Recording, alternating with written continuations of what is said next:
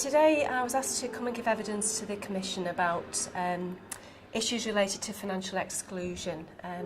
how we experience that within the area where I work in Knowsley, what the impact of that is, but also the work that we're doing as a local authority with our partners to try and tackle the issue and support residents affected by this. So the type of things that I've been talking about are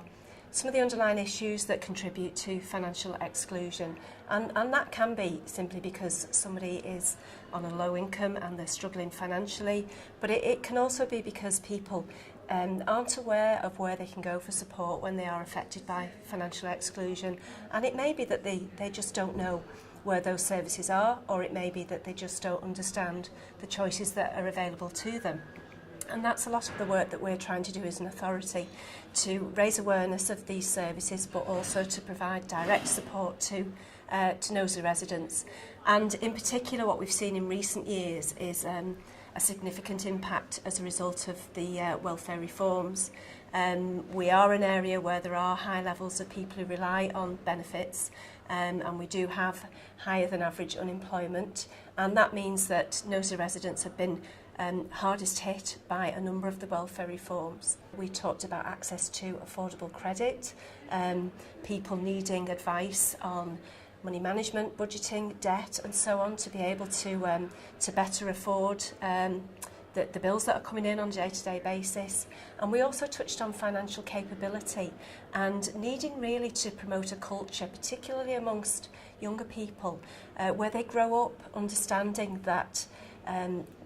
that there is affordable credit out there, where they can go for advice, how they can manage their budget so that they don't get into difficulties in later life or further down the line. Well, lots of what I was talking about was about the lived experience of communities that operate below the radar, many of them that live around a cash economy and don't feel that they are part of society, so they don't feel that they have a belonging in terms of having bank accounts or a form of ID. So they don't access credit or loans in the same way that you and I may do. It's a very emotive way of living, and it's very month to month rather than any long-term plans. And it's a real, for me, I'm really determined to make sure that we look at the social and cultural barriers, not just about the structural inequalities I've just alluded to, because actually if we don't look at the motivations between why people choose to do certain things and choose to live a certain way, then we can put all the financial products in front of them and we can change the structures within social welfare or a government policy or local government policy, but people still want a bite, and they still want change the way that they see themselves in society or how they access credit. And so we need to move people from A to B, but we need to do it in a way that actually brings them with us, rather than saying to them, this is what works, take this medicine, and because we're telling you to. We need to understand where people are at and move them along, but support them in a way that actually doesn't demonise them and doesn't say that they're bad or that they're uneducated or they don't get it, but actually says, well, look, I understand why you do, but why don't you try this, it might work. My name's Peter Fitzhenry. I work for Golden Gates Housing Trust, which is a housing association in Warrington, and I was presenting to the Commission today some of our understanding of issues around financial inclusion, and in particular some of the initial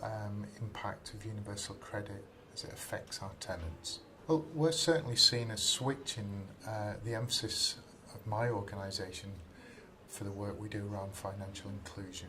much more about younger people, people in work, which is a new trend for us. And